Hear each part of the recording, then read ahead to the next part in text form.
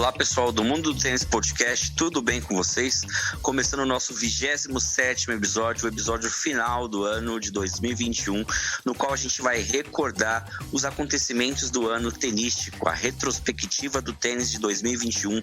Vamos falar dos 4 grandes lances, vamos falar dos grandes acontecimentos desse ano, que foi um ano memorável no tênis para Novak Djokovic e Ashley Barty, além de outros tenistas que conseguiram grandes feitos como Emma Raducanu, Krejcikova, Medvedev, Zverev, por que não, campeão olímpico. E também vamos falar de algumas polêmicas do ano, aí, como a questão da vacina, a questão da depressão, que foi um assunto rotineiro. E será que Roger Federer e Serena Williams voltam para o circuito em 2022? Será que Rafael Nadal também volta forte para o circuito em 2022? Tudo isso que aconteceu em 2021 a gente vai abordar nessa retrospectiva. Tudo bem, Eloy e Matheus? Tudo certo, tudo em paz. Vamos lá, né? Vamos de retrospectiva também, né? Já falando um pouquinho da projeção do que vem pro ano que vem. Vamos conversar um pouco, né? Tanto sobre o que passou quanto o que vem por aí no mundo do tênis. Vambora. E aí, gente, pessoal que tá acompanhando um dos últimos... o último episódio do ano, né, gente? Expectativas para a próxima temporada.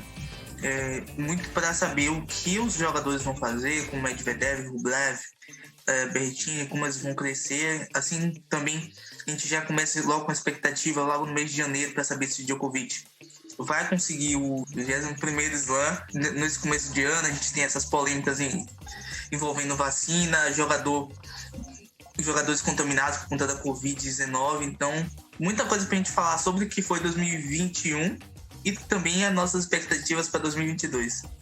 Muito bem, Matheus. Eu vou começar por você, falando aí do primeiro grande slam do ano, o Australia Open, né?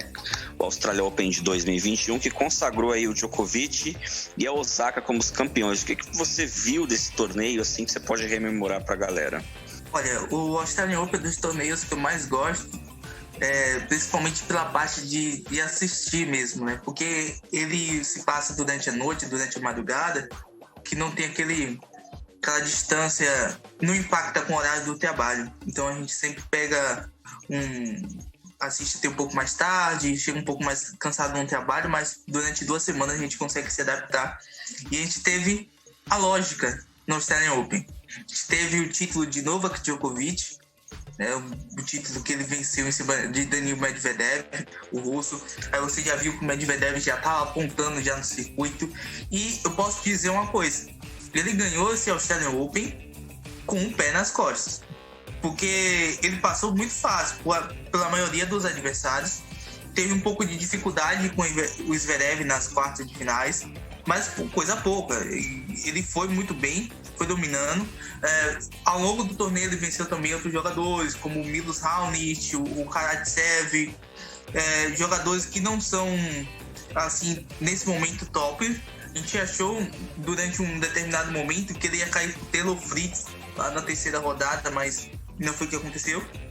E o Djokovic teve uma certa tranquilidade para vencer o Australian Open. E o Australian Open, ele meio que escancarou pra gente o seguinte, né? Que o Novak Djokovic é quem domina o circuito atualmente. Ele é um jogador que é o maior vencedor de slam ao lado de Nadal e Federer, e ele conseguiu ganhar esse slam com certa tranquilidade, com certa facilidade, e mostrou: olha, estou aqui, eu vou mudar todas as perspectivas e tudo mais.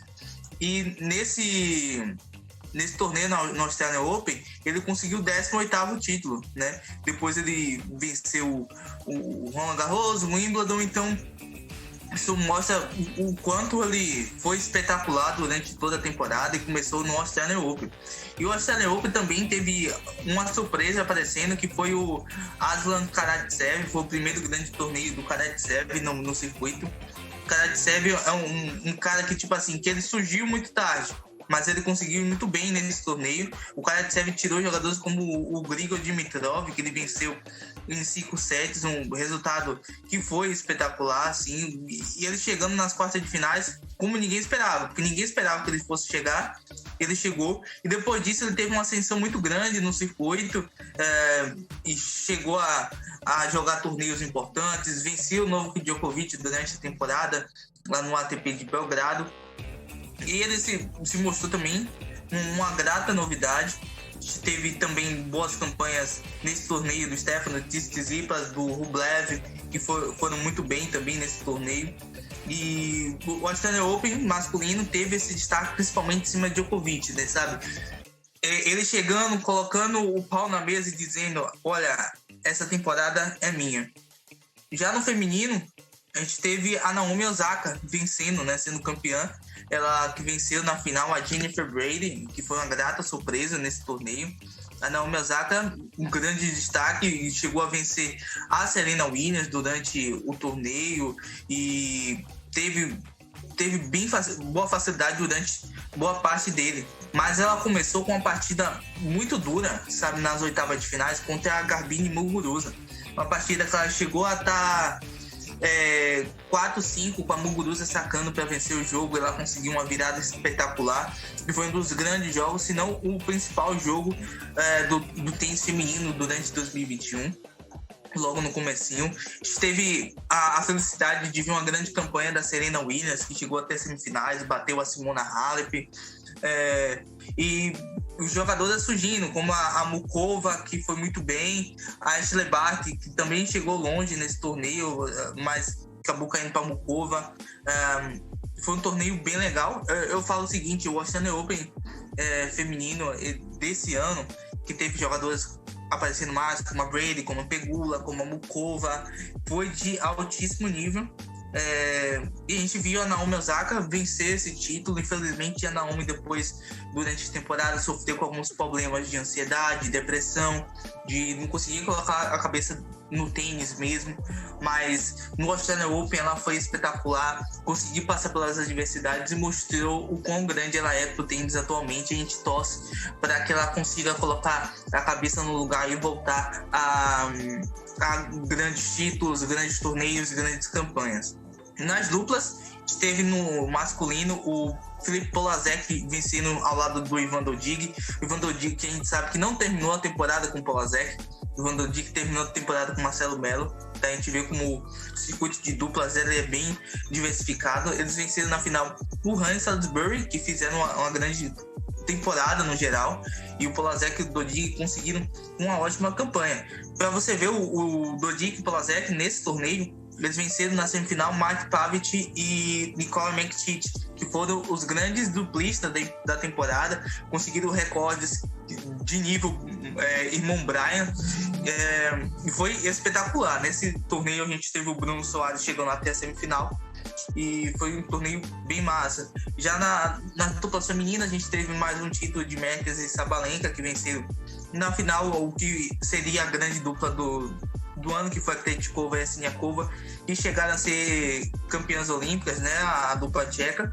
E grande temporada, Sabalenka, que em certo momento acabou jogando menos duplas femininas e tal, mas grande campanha delas. A gente também tem vários destaques, como a Louise Stephanie com a Carter naquela época, né? E elas acabaram caindo na terceira rodada para Shibahara e a Aoyama. E a gente sabe que no final da temporada a Luísa não terminou com a Hayley Carter, mas talvez em 2022 a gente vai ver um pouco mais delas juntas também. A Luísa se juntou com a Gabi no final da temporada, tiveram campanhas maravilhosas. O Rafa ainda vai falar um pouco mais sobre isso na frente. E foi aquele momento assim disruptivo para duplas femininas, né? Porque no Australian Open a gente já teve muito mais atenção para as duplas femininas do que a gente estava acostumando a ter. Foi um torneio massa, foi um torneio bem legal, diversificado, com vários vencedores diferentes nas duplas. Na simples, deu a lógica. Djokovic e Osaka como os grandes vencedores desse torneio. Muito bem, Matheus aí passou a limpa Australia Open, né? A gente tem a polêmica aí pro Australia Open 2022, que Melbourne só vai jogar quem tiver com cartão da vacina em dia.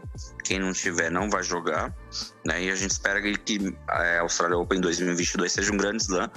memorável, que pode ter a quebra do recorde por parte do Djokovic, né? Vai jogar no quintal de casa, seria o 10º Grand Slam dele, e a gente espera também que a Osaka volte para lá e que volte melhor e que defenda o seu título aí no feminino, que ela na Austrália ela sempre joga bem também. Quadra de hard, seria interessante uma final dela contra a Barty, mas isso aí a gente vai falar no que vem. Vou falar um pouco de Roland Garros. A gente sempre tem, quando vai começar Roland Garros, um favorito claro, que é o Rafael Nadal. Nesse ano não era diferente, né? Nadal sempre, quando começou a gira do Saibro, já foi apontado como um favorito. Só que o próprio Eloy já foi falando aqui nos comentários durante o podcast que ele não estava sentindo a firmeza dos outros anos no Nadal. E se você observar, os adversários estavam melhores, né? A gente teve aí um Stefanos Tsitsipas ganhando Monte Carlo, Rublev jogando muito bem, ganhando Nadal em Monte Carlo, o Zverev ganhando Madrid, que é um saibro um pouco mais rápido, jogando bem, e o Djokovic, ele foi, vamos dizer assim, correndo por fora no pré-Roland Garros. Ele chegou na final de Roma, jogou um jogo de 3 sets bem apertados contra o Nadal acabou ganhando ali nos detalhes, mas aquilo lá foi uma prévia do que a gente veria no torneio. Então eu pincelei para vocês os 4 semifinalistas que fizeram uma grande gira de saibro: Nadal, Djokovic, Tsitsipas e Zverev. Em algum momento a gente chegou a achar que o Tsitsipas poderia ganhar o título, porque ele estava jogando muito tênis. Ele fez da primeira até a final, até os 2 primeiros sets da final, um Grand Slam de campeão. Jogou demais, foi a melhor época dele no ano. Ganhou Monte Carlo, foi muito bem ali nos torneios anteriores, e Roland Garros ele estava ali tanto bem na parte física, tanto bem na parte tática e quanto bem na parte técnica, né? Mas aí a gente já comentou de ganhar 5 sets, jogar 5 sets contra um Djokovic de alto nível é complicado, e o Tsitsipas esmoreceu ali na final. O que eu quero falar de Roland Garros, para mim, para a galera que curte tênis, o jogo do ano foi Nadal e Djokovic. Nadal e Djokovic nos presentearam com uma sessão de gala. Foram 4 sets de intensidade absurda. O Nadal começando lá em cima, um Djokovic equilibrando, ganhando o segundo set.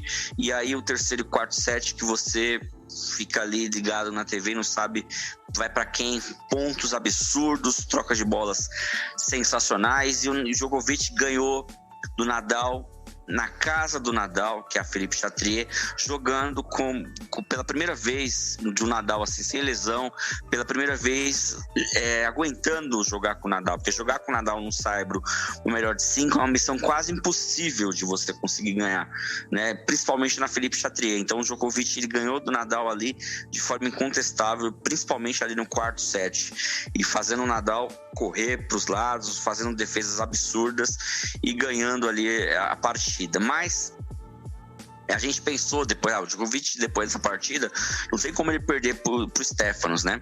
Chegou na final, perde os 2 primeiros sets, né? O segundo set ali de forma juvenil, até vamos dizer assim, que ele caiu muito na intensidade, mas ele consegue reunir energias, ele ganha ali o 19º título de Grand Slam dele, ganhando junto com a Australia Open o segundo título dele em Roland Garros, e se credenciando aí a fazer história no ano de 2021, né? Título, para mim, dos 20 títulos que o Djokovic ganhou, eu coloco esse seguramente entre os 3 mais difíceis, assim, a gente pode dizer, junto com o Wimbledon 2014 e o Wimbledon 2019, né? 2019 talvez o mais difícil, assim. O Djokovic enfrentou grandes barreiras, né, nesse slam, principalmente nessa semifinal e na final, e conseguiu levar aí um título histórico para ele e para os fãs, mesmo para quem é fã do Nadal, viu aí ele junto com o Nadal nos presentearem com uns grandes jogos. Para mim, se a gente colocar a década aí, dos últimos década não, vamos dizer o século, né? Os últimos 21 anos, uma das 5 maiores partidas de Grand Slam já jogadas aí no século, né? E uma das maiores em Roland Garros, a gente não falar a maior, né? Os dois já fizeram um grande jogo em 2013, o Nadal ganhou ali no quinto set e voltaram a fazer esse jogo, né? No feminino tem aquela questão da imprevisibilidade. Então, se eu fosse colocar para vocês que a Krejcikova seria a minha entre as 10, não colocaria a Krejcikova entre as 10. Mas ela foi lá com determinação, correndo por fora e fazendo o que se pede para uma jogadora ou um jogador de saibro. Regularidade, ela foi muito regular no piso. Nos momentos adversos, quando ela sofreu quebra, ela conseguiu se manter firme, conseguiu fazer uma grande final contra a Pavlyuchenkova e conseguiu ganhar o título de Grand Slam de forma justa, né? A gente esperava que a Swiatek seria campeã. A Swiatek fez uma grande gira de saibro, chegando a dar bicicleta numa final de Roma. Mas na hora H, a Swiatek sentiu ali o peso no emocional no jogo contra a Sakkari. Sakkari tem um jogo, quando ela joga tranquila, ela mete a mão na bola mesmo, né? E a Swiatek sentiu um pouco esse peso aí, mas ela é muito jovem e eu acredito que ela vai... As derrotas no tênis são importantes para o tenista crescer. Ela vai conseguir chegar a novas conquistas no saibro e fora do saibro também. A Zidansek foi a tenista que mais me surpreendeu nesse Grand Slam, chegando aí na semifinal. Por pouco ela não chegou na final, né? E a Badosa também foi outra tenista que me surpreendeu. Depois disso, a Badosa, diferente da Zidansek, a Badosa chegou a ganhar torneio de Masters, né? Chegou a disputar o Finals feminino, o WTA Finals, então ela teve irregularidade. E a Zidansek caiu, ninguém esperava a Zidansek chegar depois disso, né? Fez uma grande semana ali, disputou a semifinal. É o que eu falei lá na época do comentário. Dificilmente você vai ver Krejcikova para Pavlyuchenkova ganhando o título de Grand Slam. Era uma final que quem perdesse tinha mais a perder. No caso, aí a Pavlyuchenkova acho que perdeu muito com essa derrota, né? Dificilmente você vai ver ela chegando aí a uma outra final de Grand Slam, a conquistar um Grand Slam, né? A Barty não teve lá um Grand Slam muito bom, né? Ela viria jogar bem o Wimbledon, né? Ela que é uma especialista no saibro. A Barty é uma tenista que tem o tênis perfeito para os tempos atuais, né? Ela tem um jogo cadenciado, um jogo técnico e um jogo que barra a maioria das tenistas que são porradeiras, né?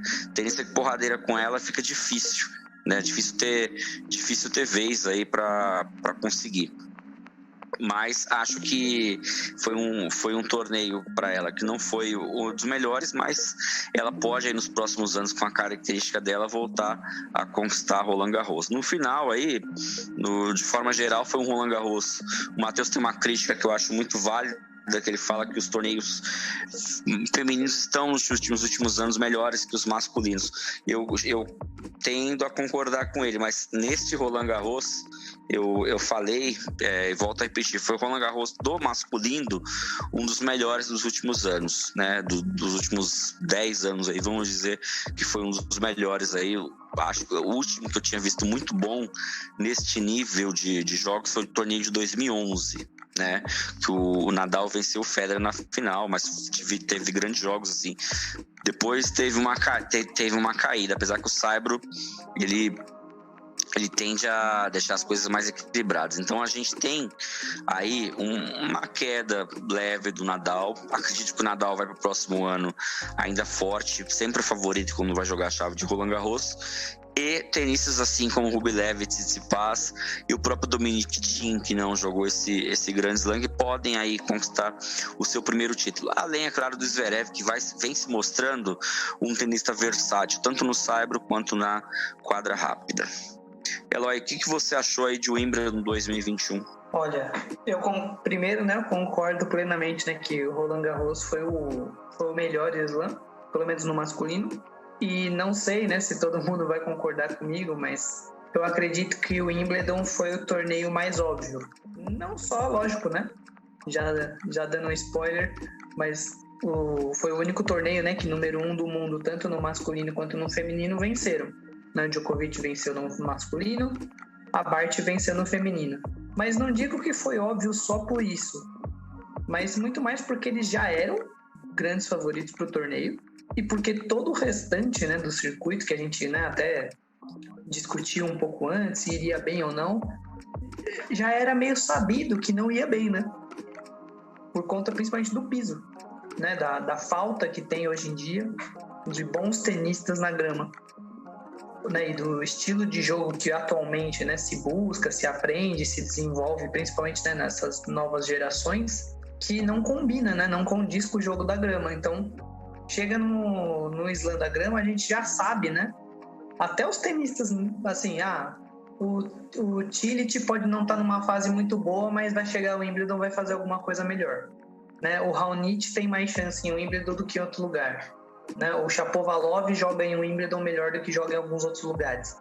Por quê? Muito por conta disso, porque a gente já sabe quem que o jogo vai encaixar mais e quem que o jogo zero encaixa na grama. Então, eu lembro que quando fizemos o episódio antes de Wimbledon, todo mundo já falava, né, que o Tsitsipas ia mal, né? E perdeu na primeira rodada.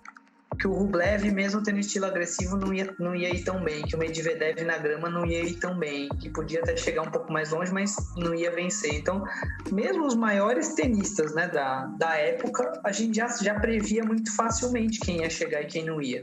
E que o Djokovic era, assim, de muito longe favorito. E mesmo no feminino, né? A gente até falou da Pliskova, ela chegou longe, né? Chegou na final, teve chance. Falamos da Sabalenka, né? Falamos de algumas outras meninas que tinham um jogo, né, desse estilo mais porradeiro, ou que tinha um saque muito pesado, que poderiam ir um pouco mais longe na grama. Mas a gente, né, todo mundo apontou a Barty como uma grande favorita, ou pelo menos, né, que ia muito longe. E não deu outra. Foi um torneio mais óbvio, não foi tão surpreendente. Tivemos, sim, bons jogos. E algo que eu queria destacar um pouco, né, que no feminino a Barty sobrou, mas que na final foi uma final um pouco conturbada, né? Não sei se ela sentiu mentalmente, mas ela fez um primeiro set primoroso, né, bem legal. Parecia que vai lançar um 2-0 aí, tranquilo, mas no segundo parece que pesou, né? Ela sentiu, assim, né, para ganhar o torneio. E a Pliskova acabou ganhando. E, putz, aí ficou um jogo nervoso, muito emocional, assim, muito mental. Foi um jogo bem mais emotivo mesmo, assim. Você via que tava a flor da pele as duas. Na hora H, quando você achava que ia dar uma, ela errava. Quando você achava que ia dar outra, a outra errava. Foi um jogo bem nervoso. Mas no final das contas prevaleceu a tenista que, na verdade, assim, foi a melhor do torneio. Era a melhor do momento, né? Do circuito naquele momento. E foi quem mereceu mesmo. Ela fez por onde, mesmo na final, né? Oscilando um pouquinho. Mas ela jogou muito. Né, lógico, parabéns para Pliskova, que fez um torneio de bastante reviravoltas, né? Ela virou jogos surreais, né? Na própria semifinal contra a Sabalenka, que eu achei, né, que a Sabalenka até ia para a final.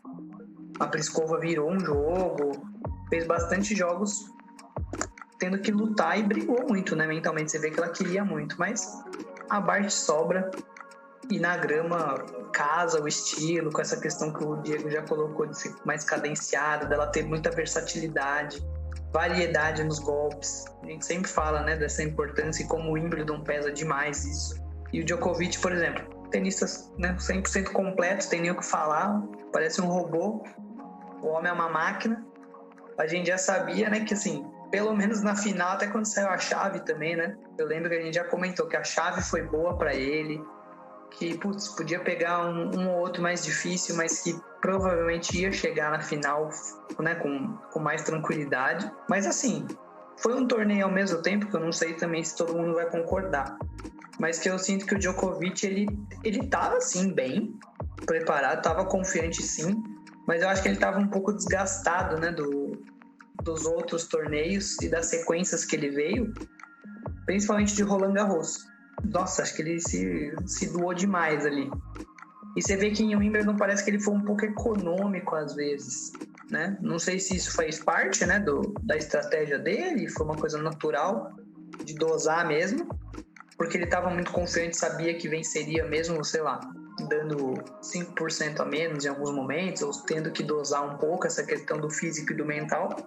Ou não, ou se foi, putz, estava no excesso mesmo, ele estava numa sobrecarga, mas mesmo assim ele é tão bom e sobra tanto na grama que para os adversários que estavam naquele momento, ninguém conseguiu vencer ele em 5 sets.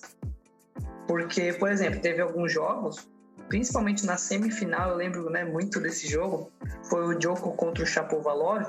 Cara, o Shapovalov perdeu muita chance. Mas assim, sem brincadeira, foi muita, mas muita chance. Foi um jogo, apesar de ter sido 3-0, todos os sets foram apertadíssimos, né? Foi 7-6, 7-5, 7-5. Um jogo super longo, mesmo na grama. E, putz, Shapovalov perdeu o breakpoint a dar com pau, fazendo muita besteira. Então, assim, né, talvez se tivesse algum tenista um pouco mais cascudo que pegasse o Djokovic nesse torneio, talvez até conseguisse, né, ou dar mais trabalho ou tirá-lo. Mas não foi o caso, né? Ele conseguiu se sobressair, principalmente no aspecto mental, nessa questão da confiança, de saber jogar os pontos importantes, saber a hora certa, né, de dosar, né? Ele é perfeito nisso. E realmente, né, quando chegou na final, a gente até apostou, né, um pouco de fichas ali, né, que o Berrettini podia incomodar um pouco. Acho que o primeiro set foi um dos sets da vida do Berrettini, que ele jogou muito, ele jogou tudo que tinha que fazer, ele fez certinho. Só que ele morreu, né? Porque ele teve que gastar tudo. Deu 150% no primeiro set e depois não conseguiu aguentar. Mentalmente e fisicamente. Aí o Djokovic sobra, né? Nesse quesito não tem nem o que falar. Só citando também, lógico, um pouco das duplas. No masculino venceu Mektic e Pavic, que foi, né? O Matheus já comentou. Dupla do ano. Maravilha, né? Fizeram uma reviravolta aí, né? Um encontro inusitado que deu super certo, deu tudo certo. Eles acabaram desistindo, né, de Roland Garros por conta da Covid. Eles testaram positivo, mas voltaram em Wimbledon e venceram o Granollers e os Zeballos na final. E foi ali que eles abriram bem o ranking na corrida para o Finals, consolidaram de vez assim, né, o ano, e aí dali para frente eles voaram baixo. E no feminino, nas duplas, venceu a Suey e a Mertens, sendo que elas salvaram 7 breakpoints, jogaram 3 sets em 2 horas e meia na final, e foi um jogo super disputado, e no final das contas a Mertens acabou assumindo a liderança no ranking de duplas, né, com essa vitória. Então também foi uma vitória muito simbólica, muito importante nas duplas femininas, e também no masculino, né, uma consolidação de muitas coisas, desse favoritismo, desse número 1 de alguns tenistas, tanto para um lado quanto para o outro. Na simples, fica de novo nessa questão. E é um torneio mais óbvio, né? Um torneio que, apesar de ter um glamour e ter toda essa questão especial de ser na grama, da diferença que tem isso, e da gente esperar muito esse torneio, né? Ainda mais uma questão, né, que acabou passando batida, mas eu não posso deixar de falar. Foi o retorno do Federer, né? De uma certa forma, lógico, ele até jogou alguns torneios antes, se eu não me engano, ainda jogou Roland Garros também, mas o Wimbledon no sentido de que, uma expectativa altíssima, né? Rei da grama, é o torneio, talvez o último Wimbledon, tinha toda essa mística, tinha toda essa pressão, toda essa questão por trás também desse torneio, mas infelizmente, né, não deu, né? A gente percebia desde os torneios preparatórios na grama, o Federer já não estava tão bem, principalmente fisicamente, e não deu outra, né? Tanto que depois acaba, né, fazendo mais cirurgias, passando por mais procedimentos, tentando, né, reaver essa parte física, mas a gente já via que realmente ia ser muito difícil, como foi, né? Não creio mais, né, que Federer disputa de igual para igual nenhum Grand Slam. E acredito que vale sim destacar também a presença do Hurkacz, né, que ganhou até Master 1000 e foi muito bem nesse torneio, eliminou o Medvedev, né, ele foi uma grata surpresa no ano. Tenista, lógico, que a gente até já conhecia, né, todo mundo já achava bom tenista, mas acho que foi um ano acima, assim, né, para ele, foi um outro patamar. Então também destacando ele aí no masculino, e no feminino destacando a Sabalenka, né, que acho que ela estava no melhor momento, e depois, né, acabou, acho que até indo um pouco ladeira abaixo, mas foi um torneio que tivemos aí tenistas diferentes chegando, como é natural na grama, mas ao mesmo tempo bem óbvio. Muito bem, gente, vamos falar um pouco do US Open, né? O US Open que teve aí o Dani Medvedev conquistando seu primeiro título de Grand Slam em cima do Djokovic e a Emma Raducanu conquistando seu primeiro título de Grand Slam. Só corroborando o que o Eloy falou, a gente teve a Raducanu aparecendo pela primeira vez justamente em Wimbledon, né? Ninguém conhecia ela ali antes do Wimbledon, ela chega faz ali, se eu não me engano, oitavas de final, desiste por uma questão de cãibras ali, né?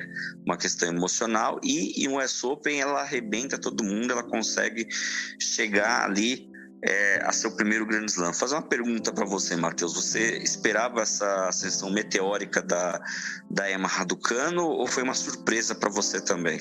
Olha, não foi tão surpresa pelo que ela tinha feito em Wimbledon. Lembrar que ela já tinha ido bem em Wimbledon, só que durante a partida ela teve crises de ansiedade que impediram ela de terminar a partida. Se não me engano, ela chegou até as oitavas de finais em Wimbledon e já tinha feito uma boa campanha em Slam. É um jogador que tinha se destacado no juvenil, mas é claro que a gente não espera que ela fosse chegar e ser campeã de Slam.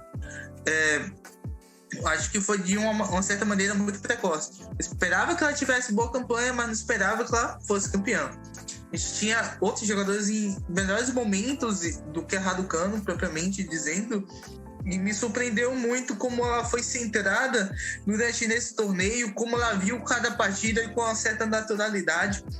A Raducanu praticamente não teve dificuldades em nenhuma das partidas, porque ela dominou totalmente a adversária, com um estilo de jogo muito agressivo, sabe, devolvendo muito bem. Isso que me impressionou ela durante o US Open. Eu acho que foi o torneio na vida dela que ela melhor devolveu. Sacou muito bem também. Tanto que na final, contra a Leylah Fernandes, que foi outra jogadora que surpreendeu bastante, a Leylah, inclusive, teve jogos mais difíceis, mais complicados, jogos que foram a 3 sets, assim como foi a partida contra a Naomi Osaka, por exemplo. A Leylah teve um pouco de dificuldade, mas ela conseguiu vencer.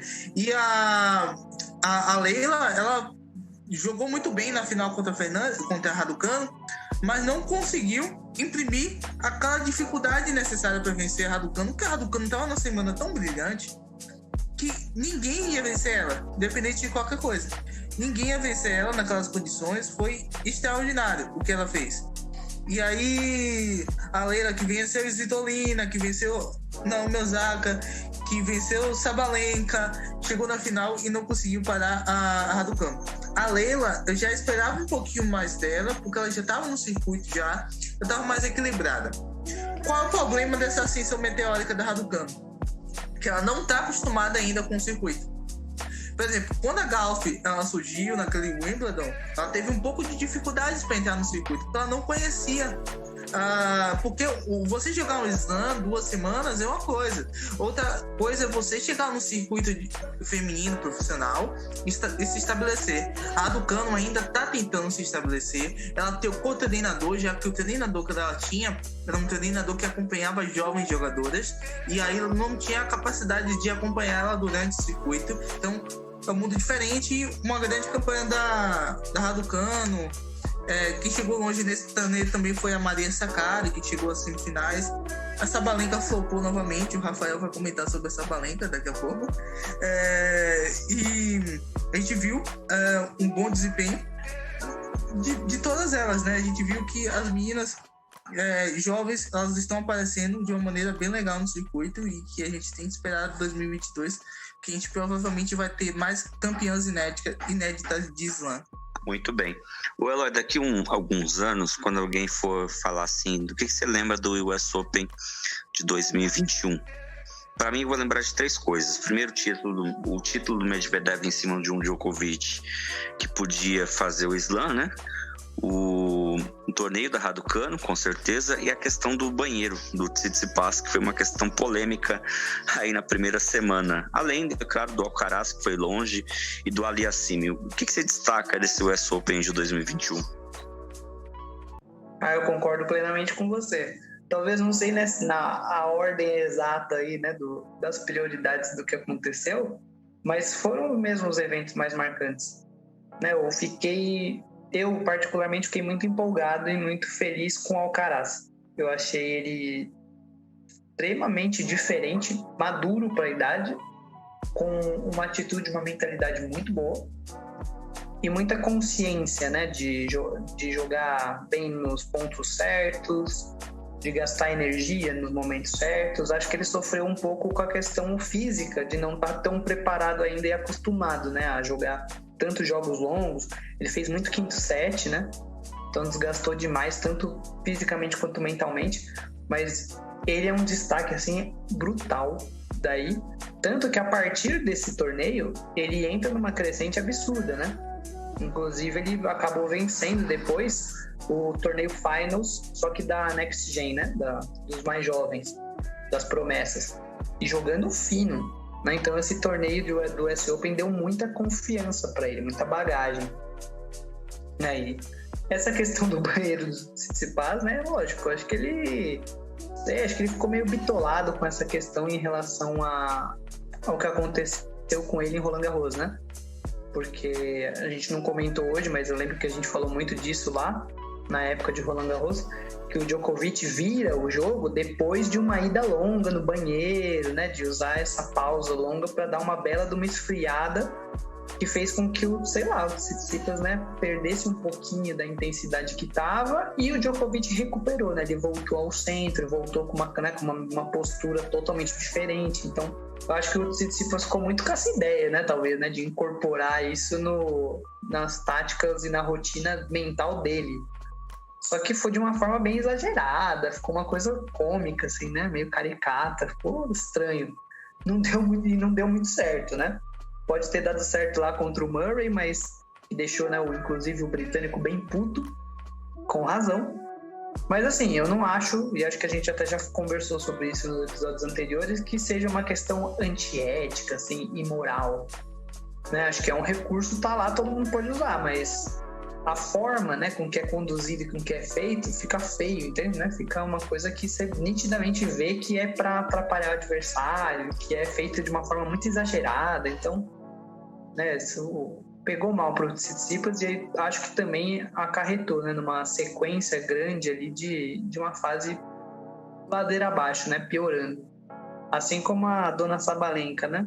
O Matheus me provoca, porque ele sabe que eu gosto dela, mas não dá, cara. Sabalenka nos momentos decisivos, assim, na hora do vamos ver, ela ainda dá uma bela farofada e ela pipoca. Mas ainda tenho fé que ela vai melhorar. Mas eu também destacaria a questão principalmente do emocional, de como pesou na final, né? O Medvedev, no sentido de que ele teve uma final, né, anterior contra o Nadal, em que ele jogou 5 sets, né? Ganhou uma reviravolta, estava perdendo de 2-0, conseguiu recuperar, voltou 2-2, perdeu no detalhe, e aquilo deu muita maturidade, acho, para ele enfrentar novamente uma final de slam no mesmo lugar, onde acho que é o melhor piso, né, as melhores condições para ele de jogo, e ele foi com uma confiança, né, com uma atitude diferenciada, assim, muito, muito boa, né? Nitidamente você via que ele estava no ápice, assim, no melhor porcento que ele poderia estar num jogo. Ele estava naquele dia. Se preparou muito bem, né? Veio com uma estratégia muito perfeita também para enfrentar o Djokovic. E acho que pesou negativamente para o Sérgio esse peso, né? Essa cobrança excessiva de que se ele ganhasse, ele passaria o Federer de Nadal, e que se ele ganhasse, ele ganharia, né, todos os slams de um ano, que não acontecia sei lá quanto tempo. Seria, né, um fato histórico. Eu acho que isso pesou bastante para ele. E ele também acabou não desempenhando tudo que poderia, né? Mas, no geral, foi um torneio bacana justamente por isso, né? Porque teve surpresas, né? Tivemos ótimos jogos, né?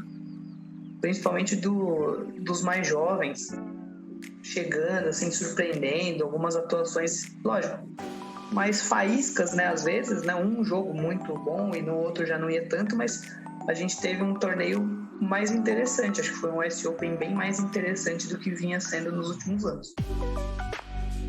Eu particularmente gostei do US Open 2021 e também porque o US Open 2020 não teve público, né? Então foi uma coisa mais fria para quem curte tênis, né?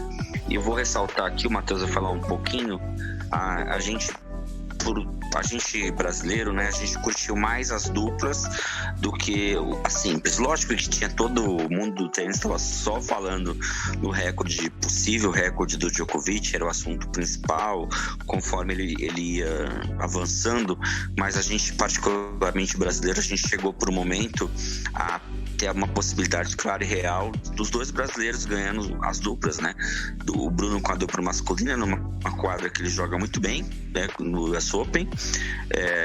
Fala com o Arthur. O Arthur Ashe é o quintal do Bruno, né? Lá em Nova York ele faz como se fosse BH. E a Luísa, junto com a Dabrowski, a canadense, chegando ali numa semifinal, com possibilidades reais ali de ganhar o Master antes, né? Foram muito bem na gira pré-US Open e, infelizmente, a Luísa perde o jogo ali da maneira mais triste para um tenista que é com uma lesão séria de joelho, não entorce. E o Bruno perde na final também. Infelizmente os títulos não vieram, mas curti essas 2 semanas até o finalzinho ali foram muito legais pro público brasileiro, público que gosta de assistir tênis. E vocês, o que vocês viram das duplas? Eu também gostei bastante, mas eu também confesso que eu fiquei muito apegado a essa questão dos brasileiros, né? Já não, lógico, a gente acompanha, mas não tanto, né, quanto a Simples, mas nesse torneio específico, né, foi legal de reviver a emoção, né, de ver os brasileiros chegando longe nas duplas, algo, né, que a gente até se acostumou mal nos últimos tempos, mas foi muito bom de ver, né, que tanto o Bruno quanto a Luísa chegaram longe e tiveram reais chances, né, de título, de conquista. Mas claro, acho que a gente conversou sobre isso também, né, o Bruno já numa descendente aí, e a Luísa o contrário, né? Talvez ficando cada vez mais pronta, cada vez mais madura para ser campeã de slam. Né? Não foi dessa vez, mas tá de ótimo tamanho, né? Sim, a campanha do Bruno junto com o Murray foi extraordinária. Eles perderam por uma grande dupla na final, que foi o Salisbury e o Rajiv Ram. Fizeram uma grande temporada, né? Foi talvez a segunda melhor dupla da temporada, só atrás de Mektic e Pavic. E foi muito, muito legal ver o ressurgimento do Bruno Soares ao lado do Jamie Murray. Sabe que o Bruno teve um pouco de dificuldade no começo da temporada e ele se achou junto com o Murray novamente, já deu aquela expectativa para 2022, será se a gente consegue novamente vencer um grande slam? Então foi muito legal a campanha do Bruno Soares. Nas duplas femininas, eu falo o seguinte: toda vez que eu lembro do US Open, ele tem a seguinte realidade: foi o torneio mais feliz e mais triste do ano do tênis brasileiro, porque foi o torneio que a Luísa, ela fez coisas extraordinárias ao lado da Dabrowski. Elas foram tão bem, sabe, durante toda a semana, parecia naturalmente que elas iam avançando, mas infelizmente a Luísa teve o rompimento do ligamento do joelho, LCA, e acabou ficando fora do restante da temporada, ficando fora também do próximo Australian Open. Ela só deve voltar mais ou menos no mês de março ou abril para as quadras, mas que foram os momentos mais legais que a gente teve. E a Luísa com a Dabrowski fizeram uma grande temporada. A gente vai falar um pouco mais da Luísa daqui a pouquinho, mas foi totalmente extraordinário o que ela fez nesse torneio. Chegaram nas semifinais, perderam para McTelly já por conta da lesão da Luísa, mas que foi bastante legal. Só a gente confirmando nesse torneio feminino, quem venceu foi a Samantha Stossel, lá da Schweizang. O título, a gente fala da Samantha Stossel, ela chegando em sua reta final de carreira e vencendo um slam. Então, uma coisa também que a gente tem que ressaltar positivamente desse torneio de duplas femininas do US Open. Muito bem, pessoal. A gente teve aí 2021 muitas surpresas aí no tênis feminino, e eu acredito que dos anos aí que a gente vê tênis, a gente sempre é acostumado a ver o primeiro escalão, né? O Big Three, ou às vezes o Big Four com o Murray, e alguns tenistas ali que conseguem, com o Raonic, Dimitrov, conseguia chegar ali na Cilic, que chegou a ganhar o Grand Slam, Ferrer, Berti, né? Que eram o segundo escalão, mas sempre estava ali o primeiro e o segundo escalão. E a gente teve esse ano uma diferença. A gente viu tenistas aí do terceiro quarto escalão conseguindo grandes resultados. Eu vou citar os 4 aqui para vocês, para a gente discutir sobre esses 4, né? Karatsev, que para mim foi o tenista que mais evoluiu no ano, Casper Ruud, Norrie e Hurkacz. Foram os 4 tenistas aí que 2 deles conseguiram ganhar Masters. O Hurkacz também fez semi de Wimbledon, como o Eloy falou, né? O Casper Ruud chegou na semifinal do Finals, e o Karatsev, que foi a maior subida de ranking de 2021. Praticamente ninguém conhecia ele, fez semifinal, conseguiu ganhar do número 1 Djokovic, fez grandes coisas esse ano. O russo, né? Foi um ano aí, falando de federações, foi o ano russo no tênis, né? A Rússia ganhou a ATP Cup, ganhou a Copa Davis, ganharam medalhas olímpicas importantes, né? Até com Khachanov, e teve o Medvedev junto com o Rublev aí fazendo grandes apresentações no ano. Mas a gente viu aí uma renovação e tenistas de terceiro e quarto escalão, não falando de forma pejorativa, chegando aí e conquistando esses grandes torneios aí. Foi bem legal, hein? Num resumo, assim, foi um ano diferente, né? O Norrie vencendo, o Master 1000, né? Quem diria isso em algum dia? O Hurkacz vencendo, o próprio Tsitsipas, né? Ganhou o Monte Carlo, foi um feito maravilhoso. A gente teve várias boas surpresas assim, ao longo do ano. Lógico, alguns torneios que a gente viu que foram mais fracos tecnicamente, talvez até por isso alguns tenistas, né, mais secundários acabaram levando, mas não interessa, né? Tipo, quem tava lá jogou e, né, também tiveram muitos tenistas promessas, digamos, né, desses que já são consolidados na verdade, mas que são eternas promessas pra gente, né? Zverev, Tsitsipas, Rublev, Shapovalov, que também disputaram esses torneios e não ganharam, então, né, estavam lá. Poderiam ter feito melhor, e quem ganhou por merecimento. O Ruud, né, que vale muito a pena a gente realmente valorizar bastante ele, porque o que ele fez, principalmente da metade pro final do ano, foi muito bom. Ele é um tenista bem de saibro, mas que conseguiu muito bons resultados também na hard ali mais pro final do ano. Acho que ele vem forte pro ano que vem. Mas um destaque que eu queria dar é pro Zverev, porque apesar, né, das oscilações, eu acho que ele vai muito melhor pro ano que vem, principalmente pelo que ele fez também no segundo semestre. Acho que ele conseguiu retomar o centro, né, voltou a jogar bem, colocou a cabeça no lugar, organizou as questões extra-quadra, desempenhou muito melhor e com muito mais consistência. Então, assim, se ele vier ano que vem com o mesmo que ele entregou agora no fim desse ano, ele vem bem forte, mas bem forte. E ele é copeiro, né? A gente sempre fala aqui, mas ele é copeiro. Ele é jogador, né, que quando chega semi, em jogo de final, assim, ele é dos caras que gosta, né, da briga. Ele vai pra cima. Então, acho que ele pode ir muito longe. Matheus, você que trabalha com, não diretamente na saúde, mas ligado à saúde, sabe da importância da vacina, né? A gente teve esse assunto da vacina ligado a vários esportes, assim, gente defendendo a vacina e esportistas falando que não iria tomar por questões pessoais, questões científicas, né? E isso foi um assunto bem forte aí no tênis e que tá forte no momento, porque a gente tá à beira do Australia Open 2022 e tem lá a lei que não pode tenista sem vacina jogar o torneio. O que você achou das declarações aí do Djokovic e de outros tenistas sobre esse assunto de não tomar vacina? Olha, a questão da vacina é o assunto mais complexo no mundo do tênis no final da temporada, e a gente vê a importância dessa cobrança do governo australiano depois do que aconteceu no torneio no Mubadala, né, que aconteceu no Emirados Árabes, em que vários jogadores acabaram saindo de lá contaminados por conta da Covid-19, como o Rafael Nadal, como o Dominic Thiem. Recentemente a gente soube da Ons Jabeur também, que saiu contaminada. Então, o governo australiano, ele se preocupa com o bem-estar da sua sociedade, de maneira que, olha, eu só recebo vacinados e vacinados com determinadas vacinas. Por exemplo, a Natalia Vikliantseva, que é uma tenista russa, ela foi vacinada com a Sputnik e ela não vai poder jogar no Australian Open por conta que ela vacinou com a Sputnik e o governo australiano não concorda com a vacinação com essa vacina específica.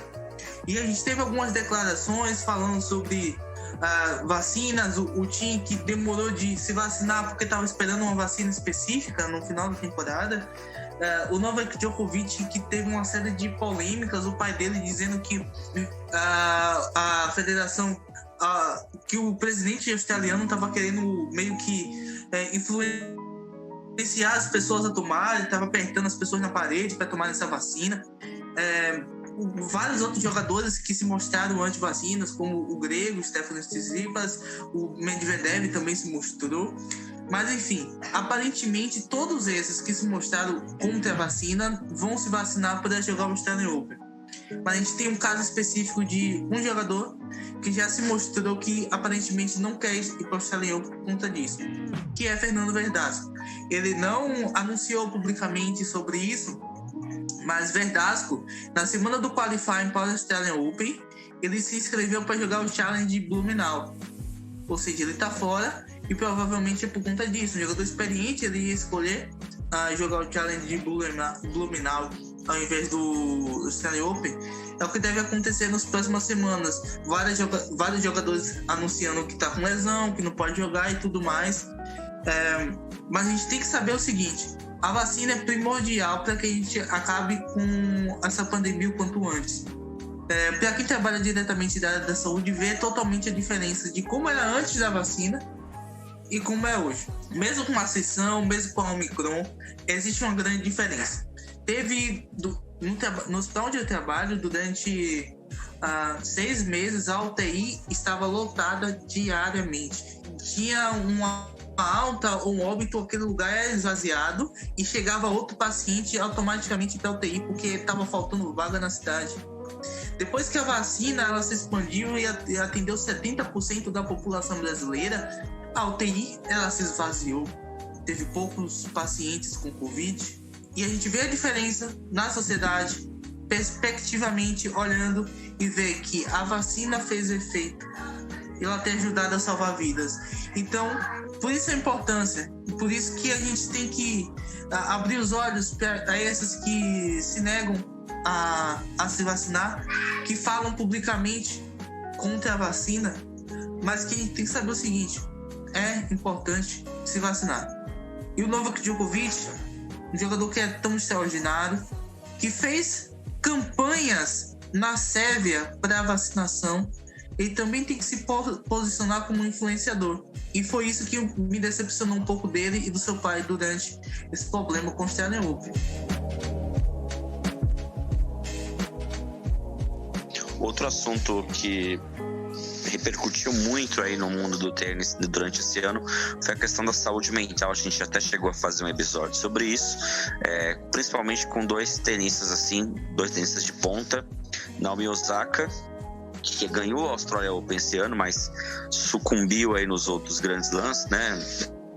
Teve toda a polêmica em Roland Garros de não dar entrevistas, declarações fortes dela sobre a questão da saúde mental. E o Dominic Thiem, que também disse que não estava muito bom da cabeça. Eloy, como é que você viu essa questão da saúde mental no tênis, que não era tão falada num passado recente, mas que esse ano foi muito falada e muito discutida? Também teve a questão da Biles, da Simone Biles, a ginástica na Olimpíadas de Tóquio, né? Falando não só do tênis, mas no esporte geral, foi um assunto assim mais discutido do que nos outros anos. Você pode falar pra gente sobre isso? Primeiro que assim, eu acredito que é um assunto e algo que sempre aconteceu, assim como, né, a gente fala até, né, dentro da psicologia, da psiquiatria, que depressão sempre existiu, né? Não é que hoje em dia tem mais, né, ou algo nesse sentido. Claro, a nossa sociedade atual colabora sim, né, para os transtornos de ansiedade, né? Todo mundo hoje em dia se diz, né, mais ansioso ou uma pessoa ansiosa, né? Que sempre se conheceu e se viu, né? Reconhece como ansioso.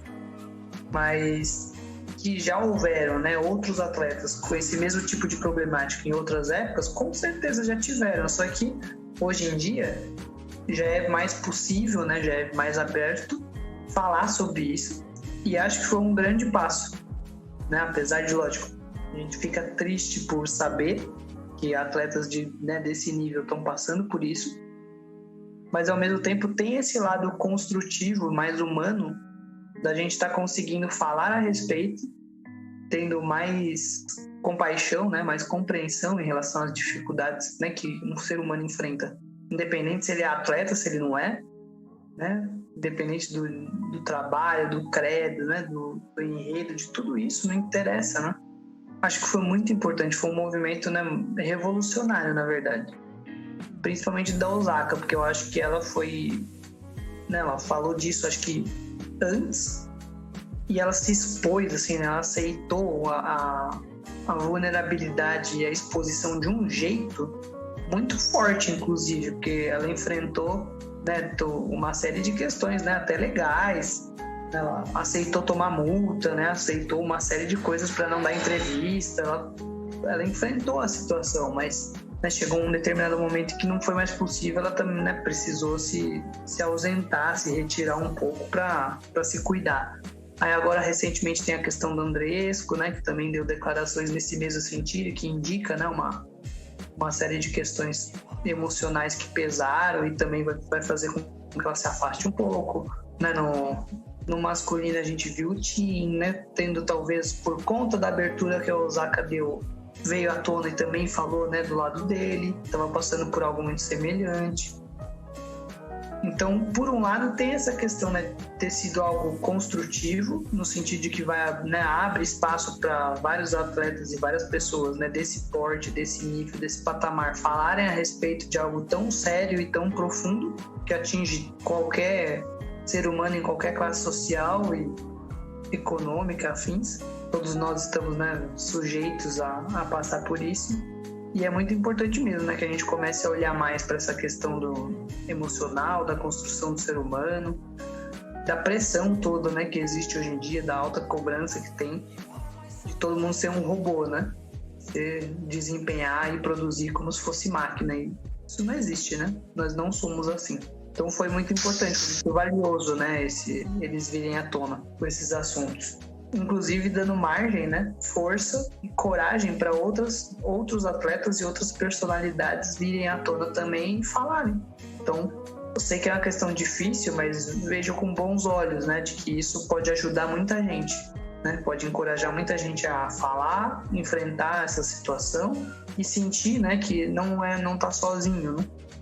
Que existe muito mais pessoas envolvidas nisso, inclusive, né, pessoas desse tamanho, né, que saúde mental e felicidade não se resume, né, a ter dinheiro ou estar bem em alguma modalidade ou ser bom naquilo que você faz. Muito bom, Eloy, suas palavras aí. A gente espera que em 2022 esse assunto continue sendo discutido e que a ATP e outras entidades esportivas deem suporte para os atletas lidarem com isso. Vou falar um pouquinho do ano das 3 principais estrelas do tênis, além do Djokovic, né? São 4, mas esses 3 aí a gente viu um ano difícil para os 3, principalmente Federer e Serena. Serena, a gente ainda tinha a expectativa de que ela conseguisse igualar o recorde da Margaret Court de 24 slams, mas a gente vê que isso fica muito distante, muito difícil, né? Que os problemas físicos estão mais evidentes. A gente, ao mesmo tempo, vê o Federer precisando fazer uma operação, fez ali 1 ou 2 grandes jogos no ano, principalmente em Roland Garros, mas que os tempos bons dificilmente voltarão para o Suíço. A gente espera que o Federer termine 2022 com uma dignidade. E o Nadal, que na minha opinião, por enquanto, é uma incógnita, né?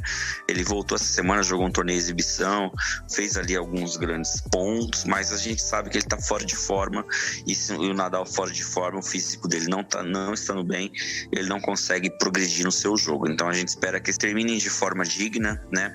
Até vou falar assim para vocês, pessoal, quando sair no cinema, assistir o filme King Richard, que é o filme que pode dar aí o primeiro Oscar pro Will Smith. Ele está sendo bem cotado para ganhar esse prêmio, e ele vai contar a história do pai da Serena e da Vênus, de como ele conseguiu criar essas duas estrelas, né?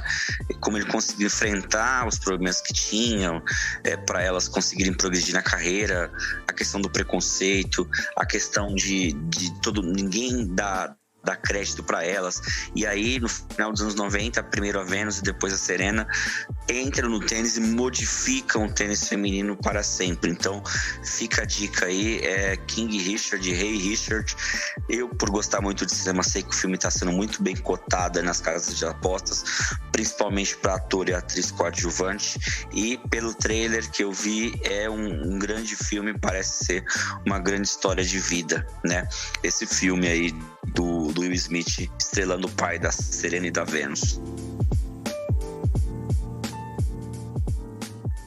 O Matheus vai fazer um resumo do ano do brasileiro aí da Luísa, mas eu vou falar que tênis feminino eu acompanho desde sempre, né? E a Teliana veio, e quando tudo era mato, a Teliana foi lá e capinou para que o tênis feminino aparecesse aí na TV. Então eu gosto muito da Teliana por isso. Mas o que a Luísa e a Laura fizeram esse ano foram sensacionais, assim.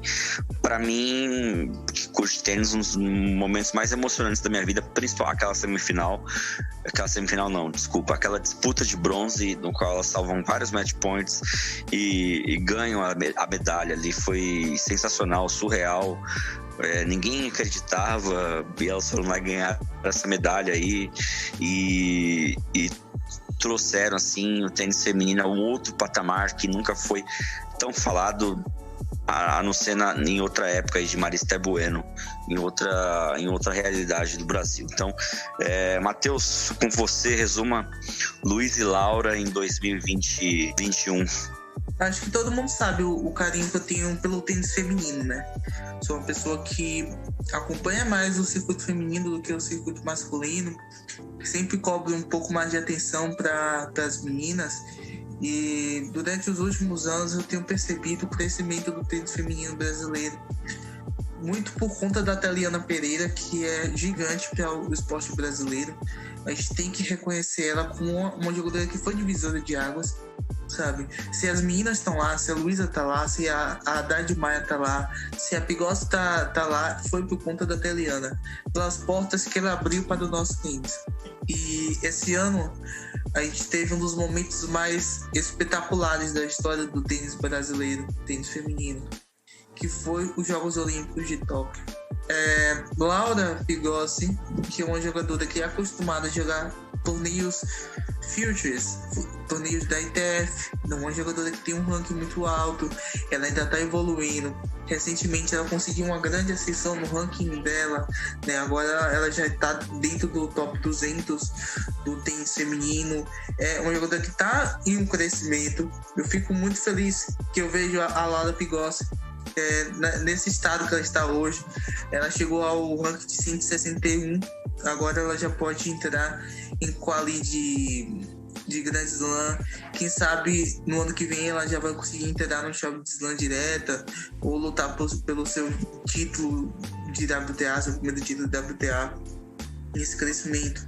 A gente também tem a Beatriz Haddad, que está voltando, mas eu vou falar primeiro sobre os Jogos Olímpicos de Tóquio. As meninas, elas pegaram partidas muito difíceis desde a primeira rodada, e elas conseguiram sobressair o talento delas. E eu fico muito feliz de lembrar que ninguém acreditava em Stephanie Pigossi durante as Olimpíadas. Ninguém acreditava, mas elas chegaram longe.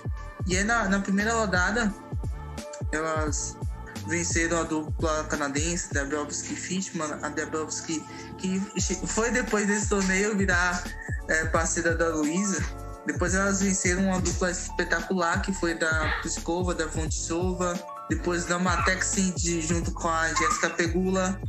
Aí acabaram sendo derrotadas pela Benčić Jagolubić, a Benčić, que fez um torneio espetacular nos Jogos Olímpicos. E aí a decisão do bronze contra a Kudermetova e Vesnina, que elas saíram de 9-7 e venceram o torneio. ganhar a medalha de bronze, no caso. Eu lembro que naquela noite eu estava sozinho na sala assistindo lá no Sport TV 3, acompanhando e tudo mais. E aí quando as meninas russas tiveram o primeiro match point, eu fui no chão e eu ajoelhei e eu fiquei assistindo assim, meio que nervoso. Mas eu sabia que ia ter a virada. Muito por conta daquilo que elas mostraram no jogo contra a Pliskova e a Vondrousova, mas também pela garra que elas tinham. E elas foram até o final e mostraram que eram capazes daquilo e mereceram aquilo. Foi um torneio espetacular. Eu espero que seja um divisor de águas para o tênis feminino. A gente já vê que já tem muito mais atenção ao tênis feminino, graças a Luísa e a Laura. A Luísa, ainda mais, ela alcançou o top 10 do ranking mundial.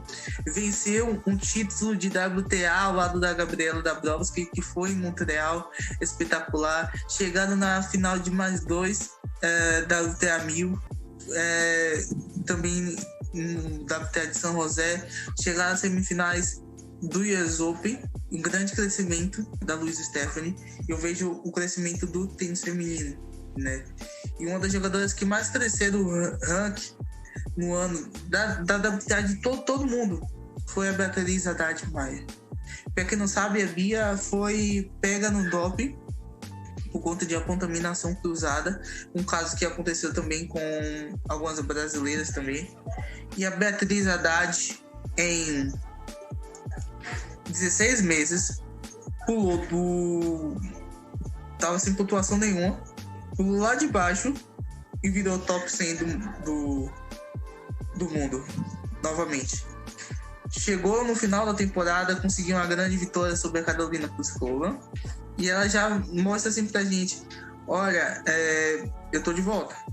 E a Haddad Maia tem mostrado que está de volta. Não queria deixar de falar de 2021 sem falar da Bia, que foi extraordinária. A Bia, em 2021, venceu 5 títulos.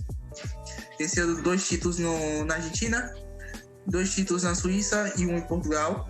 Em 2020, ela venceu 4 títulos em Portugal, praticamente em semanas seguidas. Um crescimento. Mas não somente dela, da Carolina Meligeni, da Gabriela Sé. A gente também tem a Ingrid, que está se firmando no circuito também. Estamos tendo gratas surpresas. Também a Rebeca Pereira, também, que está aparecendo no circuito de duplas. Então, muito feliz pelo momento que o tênis feminino brasileiro está mostrando. Muito bem, gente. Acho que a gente passou bem a limpo aí o ano de 2021 no ponto de vista tenístico, né?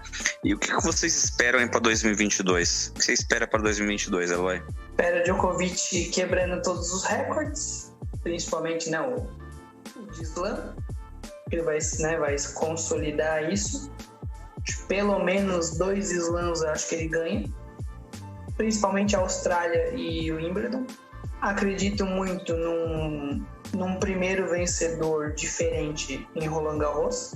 O US Open, como sempre, também é uma incógnita, mas acho que agora o Medvedev ele vira um pouco mais favorito lá. Tem tudo para se consolidar, vencer mais uma vez.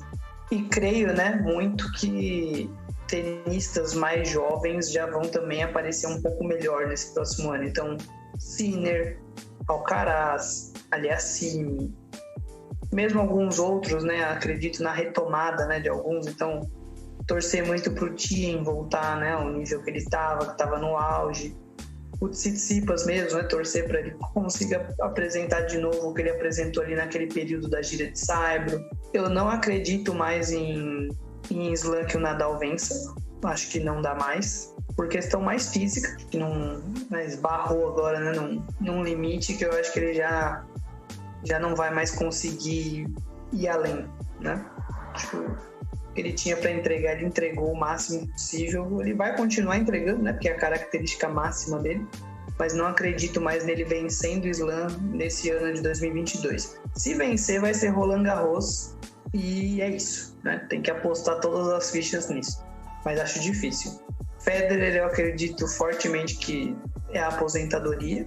Lógico, é triste por um lado, mas já tá na hora mesmo. Acho que vai fazer até melhor para ele, né? Talvez tenha encerrado num auge, né? Tivesse sido mais tranquilo, mas, né, ele quis tentar entregar mais e lutar. mas acho que também fisicamente já dá indícios de que não dá mais. Serena, eu acho que não, aí não sei se ela já aposenta, mas eu acredito também nessa mesma linha de Federer e Nadal, que já não vão mais vencer na Slam. Acho muito, muito, muito difícil. E as meninas, quem sabe, né? Sabalenka aí saia dessa zica de ficar dando pipocada. Halep acho que vai voltar mais forte do que foi nesse ano. A Muguruza, talvez, né? Acho que com esse finals que ela fez, deu uma boa engrenada também, pode vir forte. Mas as tenistas jovens também estão chegando, então, na verdade, acho que vai ser de fato a transição que há muitos anos a gente tenta prever e nunca chega, sabe? Acho que no ano de 2022 isso vai se consolidar de uma forma que realmente vai fechar as portas, né, para os tenistas mais antigos e mais famosos, né, os medalhões, digamos, e vai abrir alas mesmo para a garotada, para o pessoal mais jovem conseguir beliscar torneios maiores, tanto no masculino quanto no feminino. E você, Matheus, o que você espera aí para 2022 no tênis? Eu espero uma WTAização do tênis masculino. Eu espero que em 2022 a gente vai ter campeões de slam inéditos. Tem muitos jogadores que estão crescendo e evoluindo, estão se mostrando pelo circuito.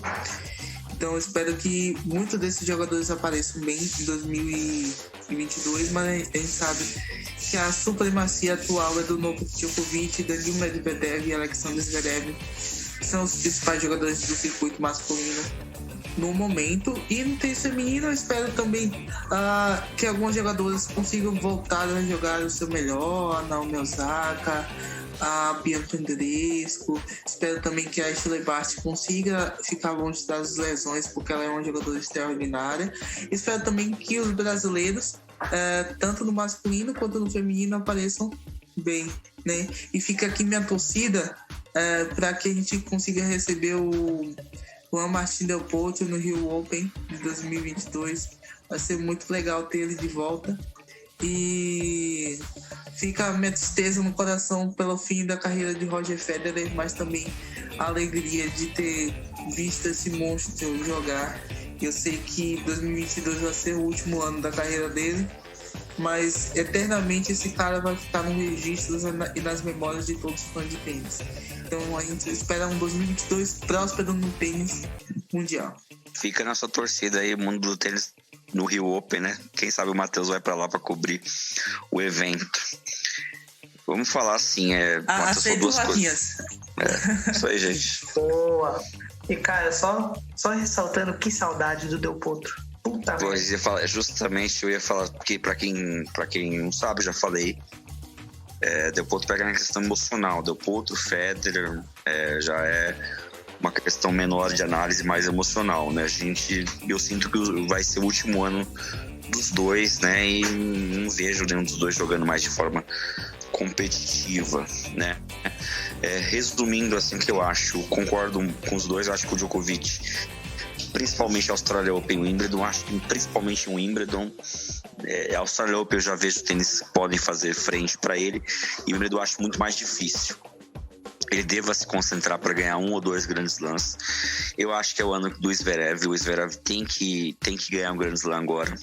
Ele ganhou tudo que ele podia ganhar antes de um grande slam. Olimpíada, Finals, vários Masters. Ganhou de número 1, ganhou de número 2. Conseguiu grandes resultados. Fez uma carreira parecida com o Murray antes do US Open 2012.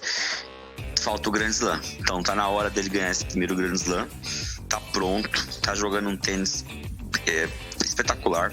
O que ele fez na semifinal do Finals e na final contra o Medvedev, sem sofrer breakpoint, sacando muito. E o saque sempre foi um peso emocional no jogo dele, né? Sempre quando cometeu várias duplas faltas e perdeu vários jogos, ou saiu de foco de vários jogos, complicou vários jogos contra tenistas até menores do que ele por causa do saque. Então a gente espera que o Zverev se concretize e ganhe um grande slam, porque dependente do que é fora de quadra, ele tem um talento absurdo e natural para jogar tênis. Fico feliz com a subida de alguns tenistas, Alcaraz, Sinner, Rune, Esses tênis estão vindo aí, Shapovalov, Aliassime, Rublev, que já estabilizou.